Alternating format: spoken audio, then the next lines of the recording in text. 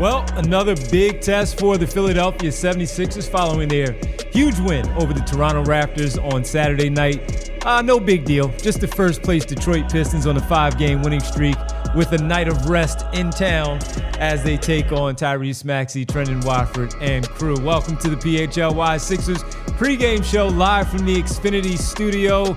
Rich Hoffman, Devon Givens, Bree, the president of basketball operations. Great to see all of you on the Sunday night hanging out with us. You chose to hang with us, so we are here to hang with you, and hopefully we do a great job for you, and you get a great game from your basketball team. We are presented by Bet365. Download the Bet365 app. Use code PHLY365 when you sign up, whatever the moment. It's never ordinary at Bet365. No Joel Embiid tonight on night 2 of the back-to-back. What's that going to look like for the 5 spot? Who gets the most minutes? Gets the most important minutes? We'll talk about that a little bit later. Also, Jared McCain did not play. DMP coach's decision last night. They were saving him. Saving him for tonight against the Pistons. What will those minutes look like? I'd imagine he's still on some sort of a minute restriction, but you never know how the game plays out. What do we see from Jared McCain and Bet365, our pregame picks, a little bit later on to see if we can make everybody a little coin a little bit later. But, Rich, good to be back with you as always, man. This is a nice test after their 10-point victory over the Toronto Raptors last night. They had to play till the final minute, like we talked about last night, where maybe they could have gotten things done a little bit earlier because of how things played out up. Nice 13 points maybe going in there, and then things go a little haywire at the end of the third quarter. Nevertheless, this is the NBA. This is the life of the NBA. You're back on the floor the next night, off on Monday, another home game on Tuesday. But the one that's in front of you right now, after a really big win, a good win, the Detroit Pistons 5-game winning streak, as I pointed out, they're really good, 7-2, and Cade Cunningham is a star in this league. Jalen Duren has been playing some fantastic basketball, and you get that on night 2 of your back-to-back. But it's important because the Sixers are 1 game behind. They're 3-1 at home, and then we've talked about having to protect your home floor. What are you looking for the most from them tonight in a response where you do what you did last night? Hey, Toronto was ready, and you didn't have to travel. But that said, what do you want to see from them tonight, mostly?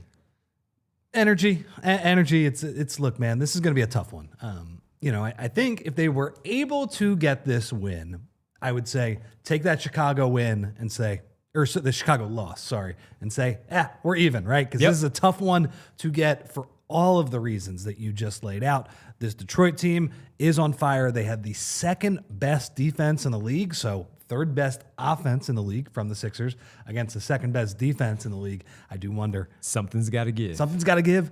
I do wonder if the Sixers' tired legs might be the thing that gives and tilts that in Detroit's direction. But this would be, an awesome one to get without Embiid. Hopefully Jared McCain, we'll get to him in a little bit. I think he's going to get a much bigger role than we saw in that first game.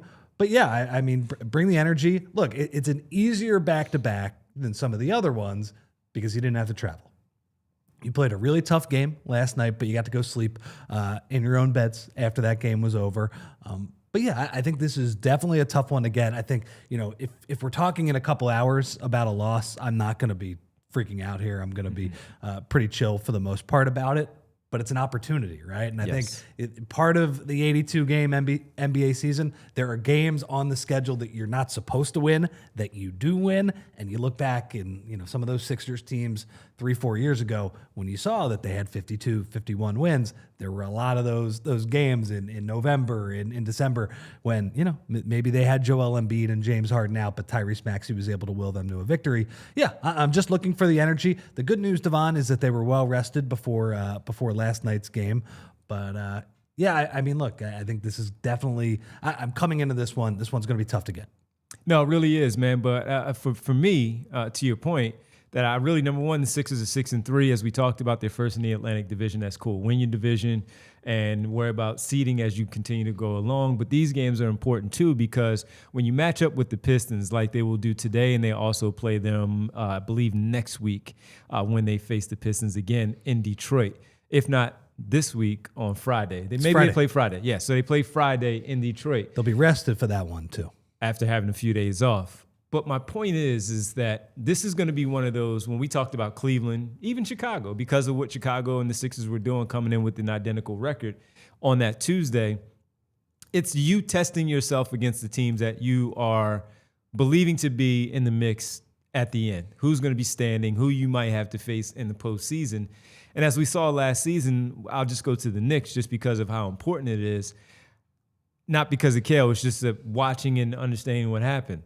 They had a terrible record against some of the top teams in the NBA. They were like 0 for 8 against the top teams in the Eastern Conference going into that postseason. And it wasn't just divisional opponents, it was conference opponents. So going into the playoffs, there were a lot of skepticism of how they could play against those teams in the postseason. But you being able to measure yourself, and while you're on a good run right now through these first 9 games, measuring yourself against the opponent, even when you know you are up against it with being a bit tired because of the game that you played last night, that you had to play the full 48. Detroit's going to be there in April and in May where you may have to face them. So measuring yourself again against a team like this, despite having some problems, not problems, but going into it where you're up against it just because of the back-to-back, how do you measure yourself against a good team like the Detroit Pistons? They were up and coming last year. They are no longer a surprise. And as Rich pointed out, they have one of the top 3 defenses in the NBA. How does your offense stack up against their defense, knowing that, yes, there will be some changes when you see them on Friday potentially, Paul George maybe, and Joel possibly playing in that game as well, but also looking forward when you are talking about April and May and how you fare. And then the other part, when you do have head-to-head battles, what does that matter when it comes to seeding and stuff like that? So while that's really early to be discussing that part of it, but it's just the measuring stick up against a team that you know is going to be really good all season. They're not at full strength. Not at full strength. Jaden Ivey. Out. 12. Out. So Marcus Sasser out. And then the one for tonight's game that I don't think we were expecting, Isaiah Stewart is out. Right. And the two, they from what little I've seen of them this year, part of their great defense has been, number one, Jalen Duren with the starting lineup. Phenomenal. But Isaiah Stewart has been blocking everything off the bench. So Sixers get a little bit of a break. Obviously not the same type of loss as Joel Embiid sitting down, but each team without one of their centers in tonight's game. Always liked Isaiah Stewart, always thought. Same. I've talked about him when we've done our things of players to, can you go get him? Can you go get him? Before they became good a season ago, he was a target of mine. And he's on a decent contract. Yes, too. he is. It's like, what, yes, like 15, 16 million a year. And he's a decent player. And it was always playing next to Embiid or playing behind Embiid, but in the games that Embiid misses, he can play at the 5 and bring that physical nature. I think his best position is the 5. Totally agree. Just because the shooting is, it's whatever. But the defense, he could really do a lot of stuff on that end of the floor. But just real fast, my point was measuring yourself against a good team like this. Yeah, that's going to be there from the beginning to the end. Well, I mean, look, man, they're starting to play some pretty tough teams in the Eastern Conference. And if you've actually checked, everybody said before the season, oh, the West is so much better than the East. So far, I think the East, man. Frankly, and if you looked at some of the teams that the West, the West had a little bit better record than the East, but they had all of their good teams playing all the bad teams in the East. I think the East is slowly catching up, and it's not quite as bad, especially because you have teams like New Orleans out there. Dallas is a complete mess right now. Utah. There's teams that are not quite as good out West. And you look at the Sixers, right? It's not murderer's row, but the fact that they're going Chicago, Cleveland, Toronto, Detroit, there's no easy games there. Potential playoff teams. Yeah, those are pretty good teams, all 4 of them. So they are getting tested. I think they've looked pretty good in those tests. Like Chicago, obviously they completely collapsed, but you don't leave that game thinking that team is not in the Sixers, or the Sixers are not in that team's class. You think, oh man, the Sixers really gave that game away. They were playing way better than them for 40 minutes of that game and just completely let go of the rope at the end of the game. Cleveland, I don't even think you can take anything from that game just because it was such a scheduled loss.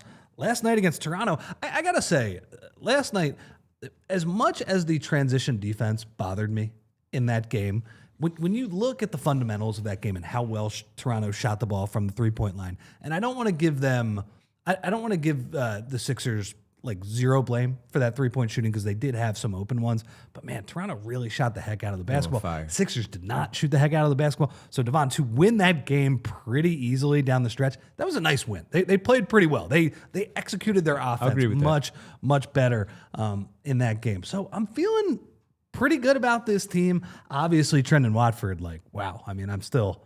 it feels like we were just talking about him 20 minutes ago in this studio. We all were wearing. Happy birthday, Trendon Watford. Oh, it's his birthday tonight, huh? 25. Yeah? Yeah. Well, like, I also think, by the way, Trendon Watford, now that they have discovered him and now that they can play through him, I always used to talk about the Sixers, their role players, and which ones could scale up in these games where they're super shorthanded. Now, I think he's better than these two guys, but you've heard me say this before. I was always impressed with Shake Milton and George Niang, and that, those guys were end-of-the-rotation players at best. But I think because they were these college stars that had the ball in their hands, if there was a game where you told those guys, hey, you got nothing to lose, we're not supposed to win this game, but we're going to run you guys a bunch of pick and rolls and put the ball in your hand. And hey, like maybe you put up 35 or George, maybe you make 7 threes or whatever it is. And sometimes they were able to get them over the hump. I think Trendon Watford obviously is a better player than those guys and is a more integral part of the Sixers roster when everybody is available. But I also think he has that skill set, like scale up, brother. We're going to put the ball in your hand. We're going to run you some pick and rolls. Don't have Joel tonight. Obviously still don't have Paul George. Jared is, coming back. We don't know exactly what you're going to get from him. Tyrese and VJ, like, we're going to give them the ball a bunch too, but they're probably going to be a little more tired as well. Like, let's see if you can scale up your offense. Can you get me 25 points tonight? And I don't think the answer is an automatic no on that. Like, I think he is... It's, I talked about with Shake and George that they were college stars. Trendon Watford, he got to play in Brooklyn last year where he kind of got to do a lot of this stuff, right? He had some freedom. And that's not to say that he's a shoot first guy or he's like, looking to go for 30 or go gunning. That was another guy on those Brooklyn teams. But I think he has that in him. I think he has the ability to scale up. So, hey, man, like Trendon Watford, you already have had a great weekend with, as he just said, your birthday and that amazing game last night. Like, let's make it the best weekend ever with an amazing performance and a shorthanded Sixers win tonight. No question about it, and we'll see if he's able to do that. Off to a great start with the triple-double on Saturday in the win. Let's see how he follows it up tonight. Big test for the Sixers against the Pistons. When we come back, we'll talk about another key player that we're looking forward to seeing tonight. And in order for them to get the win, he needs to make some shots and be effective in this game. That's Jared McCain. We'll talk about what we expect from him, what the role might be after not playing on Saturday night. We'll get into it. Plus, the backup 5 minutes, starter minutes. Who gets the most? Who finishes the game? Who has the bigger impact? We'll discuss that, plus our Bet365 picks a little bit later right here on the PHLY Sixers pregame show. Sixers Pistons shortly. And we are presented by Bet365. Whatever the moment's never ordinary at Bet365. Some good games going on this afternoon in the National Football League. And you have a big one tonight. Still, playoff implications right now with LA hosting Pittsburgh in Los Angeles. So with that one, you can go right ahead and check out the NFL right now and just simply look at it. Place a bet for $10 on the first touchdown score and get a split of a $365,000 jackpot in the bonus bets if your player scores the final touchdown. Payable regardless of their first touchdown scores, bet wins or loses. And that's with the Sunday night jackpot as well. And when you look at how this one is playing out, a big game, as we mentioned, you need to go ahead and jump on in, because if your team that you also decide to bet on between the two, let's say you figure LA goes up by 17 points, you get an instant payout right there at Bet365. No one else is doing that. Breaking news from Bet365 new customers, you get $300 in bonus bets when your $5 bet wins or loses. How about that? Sign up, use code PHLY365, deposit $10, place a bet for $5. You get $300 in bonus bets. Win or lose, your bets can be placed on spreads, total, player props, futures, and more. Whatever the moment, it's never ordinary at Bet365. Must be 21 plus and physically located in Pennsylvania. If you or someone you know has a gambling problem and wants help, call 1-800-GAMBLER. Devon, the other day, I'm over at my buddy Kyle Neubeck's place for his birthday. He's pumped to watch basketball, but his setup, it was a total mess. Disaster. Lagging, buffering, and switching between apps trying to find the game. He claimed he was a big fan, but I felt like I was being fan-fished. See, if you call yourself a basketball fan, you gotta have Xfinity. It's the ultimate sports destination. I can find the best games and my favorite teams all in one place. And the way that I watch, it's next level. It's the perfect fan flex. I've got all the action there right in my living room. Plus, Xfinity's best picture and sound with enhanced 4K, so clear that it feels I'm in the arena. Xfinity Mobile Arena. Sometimes, guys, I've even got 4 games going at once because why not? So on top of that, I get real-time notifications and stats right there on my TV. It's the best seat in the house every time. So next game day, make sure that big fan isn't a big fail. Learn more at Xfinity.com. Xfinity, imagine that. Restrictions apply. Multi-view requires an Xfinity 4K capable TV box. Look at that. I'm ready. As soon as we come back from break, everybody, welcome back to the PHLY Sixers pregame show. Hit the like button to let us know we're doing a good job here on the pregame. Big game, Sixers Pistons coming up here shortly that we're talking about. Jared McCain, he was available last night in uniform, but got the DNP CD. We were wondering, what the heck is going on, man? Why is this kid not getting any minutes? We thought he was going to be part of the rotation. He was not. But tonight, again, available. Rich, I'd imagine he gets on the floor tonight against this Pistons team. And with it, what are you expecting from Jared McCain after seeing him against Chicago? Not great. Played the 15 minutes, but not great. He was getting cardio. He was getting cardio. This is game number 2, and it seems like that was so far away. It was basically like 5 days ago, but it seems so far away from the last time he played. What are you looking forward to most from seeing from him?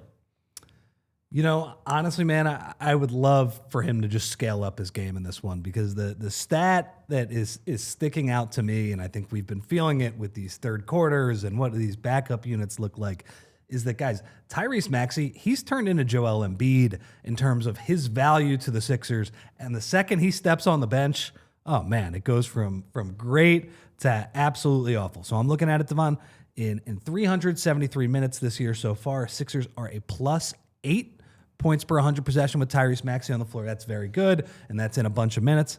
When he steps on the bench, though, man, woof, they are -19, man. -19, that's beyond Greg Monroe and Boban. Like, they've just been a disaster when he's gone to the bench. And I think we understand why, right? He's playing at, I don't know, like close to a top 5 level in the league right now. Like, I keep getting questions. Is he a top 10 player in the league? It's like, yeah, I mean, he's got to keep it up over a full season, but I think it's hard to argue that he's at least much farther down than that. At this point, he's been spectacular, and they should have more of an answer for when he steps on the court or steps on the bench, but they don't. And some of that is going to be Paul George. Some of that is going to be scaling down Quentin Grimes because Quentin Grimes has been pretty stinky in those minutes. Not all of them, but it's an adventure sometimes. But I'd say it's getting like 3 out of 4 nights. It's getting pretty rough at this point. So Jared McCain, step into those minutes. And like you said, he was not very good in that game against Chicago. He was playing with a full deck in that game, though. So this is a different type of game. The Sixers are shorthanded. They don't have Embiid in this one. He played a decent amount of his minutes in Chicago with Embiid, and it just felt to me like he was trying to feel his way into the offense. Like, it didn't feel natural. He's in the corner. They ran a couple things that just didn't feel all that natural for him. Right. And with the way that these guys have played with the ball, pinging around and all these guards driving and playing fast, yeah, he's got the skill set. That should work with those guys, right? I'm not worried about that in the long run, but it was just an example of sometimes, man, in basketball, when you have not played for a long time, in his case, over a year, you're rusty. And he had not played with those guys, had not developed much chemistry with those guys. Tonight, look, I mean, if he plays like that, then the Sixers are probably screwed in this game. They're going to need a little bit more for him. Nick Nurse, I don't think he needs to feel his way through the game tonight. I want him to play in those non-Maxey minutes, and I want him to have the ball in those minutes as well. Like Jared, create some offense. Find Quentin off screens. Whether you're playing with Bona or Drummond, we'll figure it out. But, just find Trendon Watford maybe in some of those minutes as well. But I want him to be a more active part during those minutes. We'll see. Like it's clear that it's going to be a process in him feeling his way back into the game. But it'd be nice, right? If we saw some shades of the 2024, the November 2024 Jared McCain, because that guy was pretty awesome. Totally agree. And I'll also add to it with the way that VJ Edgecombe has kind of hit that little bit of a wall right now, that you want to make sure that you have that other guy because of the up and down nature of Quentin Grimes. With one night you get 27, the other night you get 14, but it's on 4 of 17 shooting, but somehow he gets the 17 points. And you need Jared McCain to kind of level that off, especially with Joel Embiid being out. The lack of extra ball handling for what Joel Embiid does. While you have Watford, Maxey, Grimes, Edgecombe, you're not giving the ball to Drummond and Bona to help execute things out there on the floor. So that extra version of a ball handler in whatever form it is, in this case it's another guard. That's a great point. That you want to be able to have that other guy. So I'm looking forward to see how he handles it now because of the deck not being stacked with this full set of teammates. And then again, if Edgecombe is not playing like we had seen through the first 5 games, and we're seeing more over the last 4 games where it's, he's trying to figure his way back into it and fighting through the situation of having no legs, if you will. McCain is coming back and trying to find his legs, but you still need the ball handling, and that's really, really important for it. Because what if Trendon Watford doesn't have a similar game as he had last night? You're going to need somebody to put points on the board. Would be asking a lot of him to replicate that. And honestly, man, like last year when Joel wasn't playing, which was the case a lot in November and late October, early December, when Jared McCain was having this breakout stretch, it was like great. Like, all right, me and Tyrese, we're not the tallest backcourt in the world, but we're gonna get points. Sure. I mean, I remember that game against Brooklyn when he had 30 points. The one where at the end of it, he's like, I'm the rookie of the year, that game or whatever. So like clearly he's he's capable of having a big night. And that Orlando game also stands out as well in this role. So we'll see. But obviously what we saw the other night, we saw a very rusty player. Hopefully he gets it back. At Mr. Sandman, he brought up that the knee brace could be slowing him down a little bit. Jared is on record saying that he does not think he's going to have to wear the knee brace the entire year, but at least for a little bit, the doctors are. It's still restricting, him. Man. Again, I am not McCain. I am not Embiid. But having gone through it and having to wear that brace, it's uncomfortable. You're fighting one thing of thinking, can I do this stuff after coming back from this injury with this long layoff? Then you're fighting the other one of this thing on my knee is restricting me from cutting and moving the way I feel like I should be able to, like we saw in those 23 games. And that's just another fight. And now you're fighting against another team that's trying to slow you down and it has a really good defense. So it's a constant battle, but yes, I agree. So all of those things coupled with when he's not putting the ball on the floor and he's just simply behind the three-point line or even a ball fake, make shots on those jump shots, and that will maybe open things up for the driving opportunities for Jared McCain tonight. So I would love to see some shots fall for him from the perimeter to maybe open up some drives for him as well. All right, let's get to the starting lineup, Bree, and then that'll lead us into our next conversation because who gets the minutes at the 5 to start off against Jalen Duren? Andre Drummond. You called for it, Rich. So Watford, Oubre round out the front court, and you get Maxey and Edgecombe in the backcourt. You called for it yesterday that this was at least he's playing better, so he should play more minutes. The curiosity of who was going to start, especially with an athletic big like Jalen Duren. But he also has this physical profile that fits best for Drummond tonight. What do you make of this being the decision by Nick Nurse? Yeah, I mean, whether or not Drummond started in this game, because sometimes a coach says, this guy's playing well coming off the bench. He might play the bulk of the minutes, but we'll start the other guy. I think Drum has clearly deserved to play the bulk of the minutes. I flubbed this point on the postgame show last night, but Andre Drummond leading the Sixers in net rating when he's on the court, so plus 14 per 100, that's pretty good. Adem Bona really, really bad, -6 on the other hand. I think as a backup center, I care much more about the net rating with those guys because it's like, how's the team playing when you guys are in? If one guy is just clearly outplaying the other guy, the goal is to survive in those minutes, man. Obviously, the ultimate goal is to win and have a like dominant bench level player. But the Sixers' lack of backup centers over the years have scarred me in that regard. So I'm just looking for competency. Drum has been the better guy. He's been the much better rebounder as well. So yeah, I mean, I think Drum. You got to hope that this is a good Drum game. He could scale up his role. I think there's a chance, like the fact that this Detroit team is not a dominant offense. Now, I do think Cade Cunningham in the pick and roll is gonna put a little bit of stress on him, but it's not the most dynamic offensive team. They have won with defense so far, and I'm much more worried about defense with Drum, particularly just getting a missed shot, because once they miss a shot, okay, he'll go get the board for you. So yeah, so I think it's the right call, but I do too. Yeah. I do too, because even if it's not as you pointed out, it's not a starting role. He even earned a starting role, and with the matchup specific to what this bulky center is, you look at him with Jalen Duren, he can at least put that body on him to keep him off the glass and maybe allow Watford or Oubre, Maxey or Edgecombe to sneak in there and secure that team rebound, get that floor board. Whereas Bona, we've talked about it. The trust is just not where it needs to be right now for him at that 5 spot. And to be manipulated the way that you just talked about with Cade Cunningham, he's a master right now with the pick and roll, and especially throwing that lob to Duren at the rim. He's really, really good at that. And you need somebody who understands how to navigate and how to defend the pick and roll the right way. Whether he can keep up, I don't know, but can he put a body on to at least prevent the easy run to the rim and maybe even get over, allow the teammate to rotate to get over there to, let's say, Duren, to try to prevent.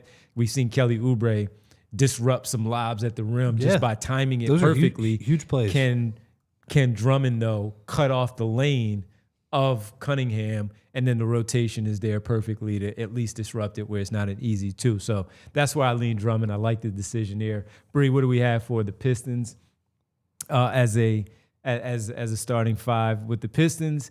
I look at them, and you have Duncan Robinson with Cade Cunningham, Ron Holland and Asur Thompson along with Jalen. So it's a smaller 4 there, but Watford and Oubre fit with things to go there. So how do you see the defense there when it comes to the shooting of Duncan Robinson, which we talked about last night, but it's not really there for Asur Thompson and Ron Holland. That's just the athleticism, the youth that you have to deal with, and that's where VJ Edgecombe maybe can fit in that role as well. Nick Nurse, some of his best defenses have helped a lot, right? They protect the paint. Sometimes they make help rotations that you're like, what are you doing? You're giving up a wide open 3. And I think his point is, well, we'll give up some wide open 3s if we're not giving up layups. Well, I think you can strategically help off the 3 and the 4 around Holland and Asur Thompson there. Yes, exactly. Duncan Robinson, you got to stay attached to at all times. And Cade Cunningham, that's a difficult one. I think Cade Cunningham, it'd be interesting to see who they put on him. My guess would be Kelly. I start with Kelly Oubre on him. Would be the big guy. And put Edgecombe, let him run around. But whoever's guarding Ron Holland and Asur Thompson, number one, I think you can help off them, but it's also a little bit dangerous to help off them, because if you give them a free run at offensive rebounds, those guys are really athletic. Ron Holland just plays like a complete madman out there. So, it'll be fun one. I mean, again, matching their energy on the second night of a back-to-back, that's a big part of this. And those guys bring the energy every single night. Yes, they do. So those are the starting lineups for both the Sixers and the Pistons. Thank you, Bree, for that. We really appreciate you having those ready. DJ AK, Mr. Sandman, bring me a dream. I figured out why Embiid plays around the three-point line so much. He has trouble getting back on defense against athletic teams. Shorter sprint for him if he plays a little bit more around the three-point line. Thanks. Appreciate that, Sandman. What do you make of that? Well, he has trouble getting back on defense against non-athletic teams too sometimes. Yes, he does. No, that's part of it. I mean, part of it is that is getting back on defense, but part of it is not getting all the way to the rim and sort of preserving his body that way as well. I do think you made a great point too about him playing at the three-point line.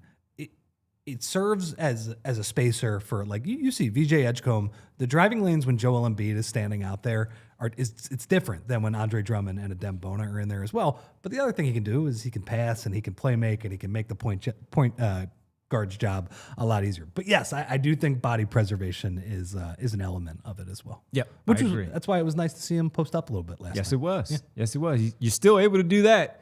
Baby hook, man. Everything doesn't have to be a punish you and put the elbow in the chest and the shoulder in the chest. Baby hook to get right to the middle of the floor, right in front of the rim. And all the time I talk about his knee, his left knee or whatever. But if you're down there, like, I actually think when you post up, that might not be quite as hard on your knee if it's not getting hit directly, right? If you're using your backside to create space or whatever, yeah, that hurts. That hurts your whole body and you'll be sore. You need to ice it down the next day or whatever. But specifically pushing off the knee, I don't think that's quite as hard. So I hope he sort of realized, all right, I can balance this a little bit. It's my plant knee, but I can still be effective with it as well. All right, let's get to our pregame picks presented by Bet365. Whatever the moment's never ordinary at Bet365. All right. Bree didn't hit on hers last night. Kelly Oubre let her down with the 1.5 steals. We did hit on ours on the other side. I got that right for everybody. Bree is going to bounce back. I'm going to keep it going. Let's go with Bree's first. Cade Cunningham, 25-plus points tonight for the all-star point guard. And then Quentin Grimes, 15-plus points off the bench. No Joel Embiid. The points of opportunity is going to be there. That's a plus 155 with Breeze. I like that. And I went with Tyrese Maxey to have over 6.5 assists tonight there, Rich, and Jalen Duren to get 10-plus boards. That's a plus 130, and that's even with Jalen Duren out there on the floor. He knows what his role is, grab rebounds. But Jalen Duren is going to have, I'd imagine, and it's still enough time to go out there and get 10 boards on the night. Mine is a plus 130. Breeze is a plus 155. If you want to combine those, go ahead and do so at Bet365.